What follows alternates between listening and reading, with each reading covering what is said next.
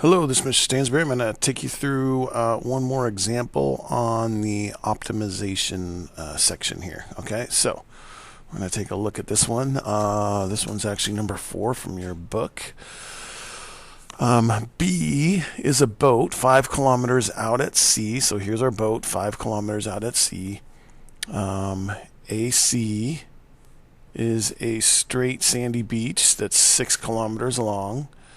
Peter can row the boat at 8 kilometers per hour, okay, and then run along the beach at 17 kilometers per hour. Suppose Peter rows directly from point B to some point X on this AC such that A to X is X kilometers. Explain why.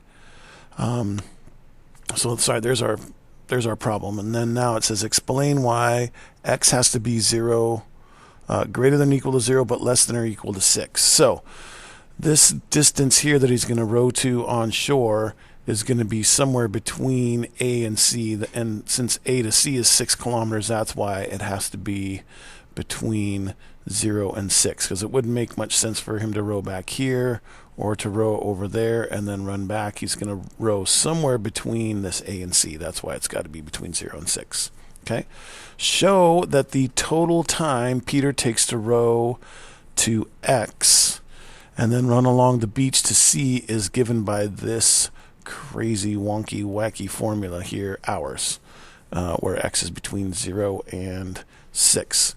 So here's something super important, especially for you IB testers. When it says show, they want to actually see the math that you did to figure out. They're basically giving you the answer, and they're saying, hey, how do we get to this answer? Okay, so let's come up with this part here first. So this is going to be, we know that this is a right triangle here. And we know that this is 5 and this is x. Okay, so to figure out this distance here, this is simply going to be 5 squared plus x squared is going to equal this bx squared right here, right? And actually, but it's going to be this bx squared. So what we got to do to get rid of that square is we got to square root both sides. So we know that this length here, bx, is going to be the square root of 5 squared, which is, let's just simplify that, 25 plus x squared. And look, there's our 25 plus x squared. Now, we're talking about, it says show the total time Peter takes to row to x and then run to the beach is this. So our rate of travel is, rate is always distance. Oh, sorry, not the rate. I want, instead of rate, we want, because we're looking for the total time. So the time is going to be the distance divided by the rate. That's what I was trying to get at. Okay.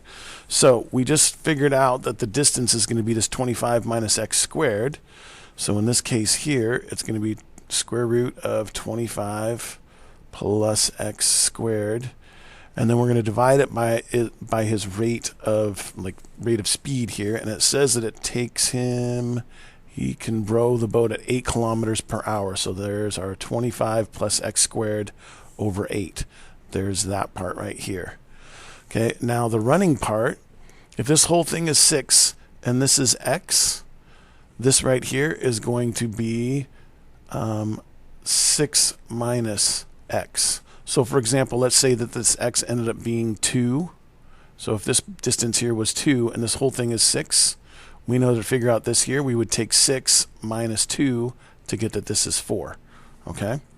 So I'm going to get rid of the 2 because that was just helping you understand why this distance right here is 6 minus x.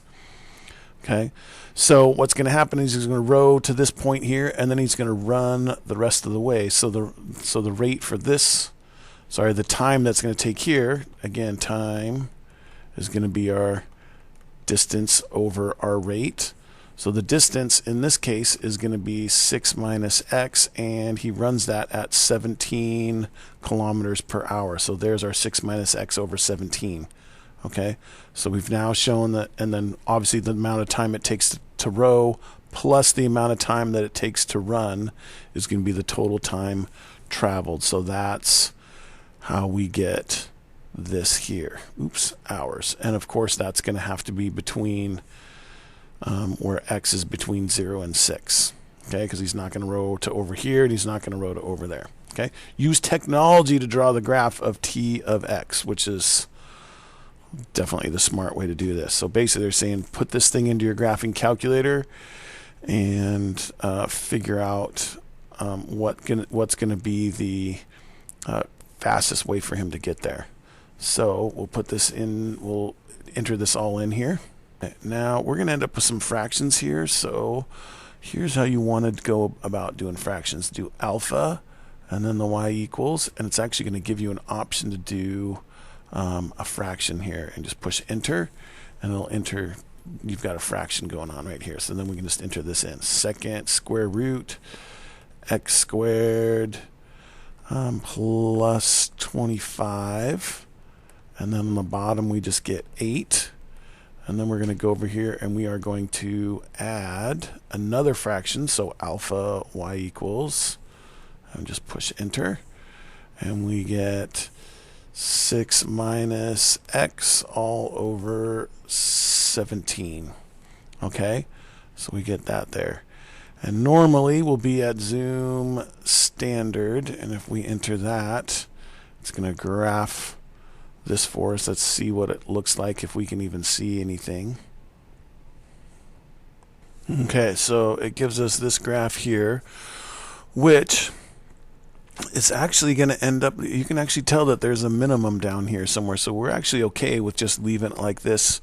If you want to see more of the graph, you can always change your window, but we can tell that there's a minimum right in here, and that's what we're going to look for, because it says use technology to draw the graph, and then part D says hence find x such that dt over dx, the derivative, equals 0, right? So what this means here is, when is the tangent have a slope of 0? Okay, and the tangent's going to have a slope of 0. That means a perfectly horizontal line. It's going to have a slope of 0 somewhere in this area here. So all we have to do really at this point is find the minimum. Okay, so we do minimum, and that's to the left of the minimum, so I'll just push enter, and then we just want to scroll this thing over, if it'll ever go over there, and we know we want to get past that minimum point, and then once we get past that minimum point, we can push enter again. Let's see, it's still moving. Sorry, I pushed it a whole bunch of times. Okay, there we go. That's definitely past the minimum, because you can see that it's come back up. Push enter, and then guess. Sure, give us a good guess, and it's going to tell us what this minimum point is. And there it is at 2.67.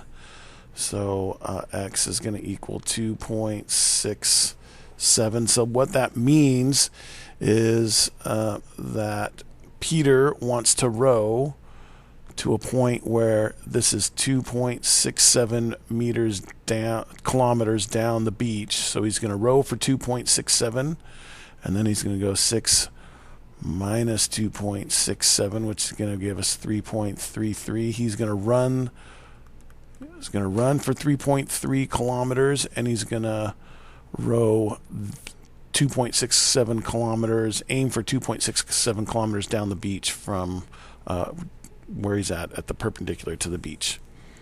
Okay.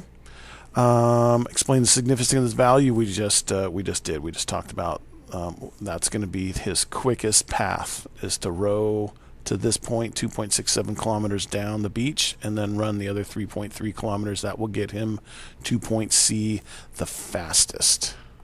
Okay, that's all we have for this example here. If you have any further questions, please feel free to ask in class. Thanks.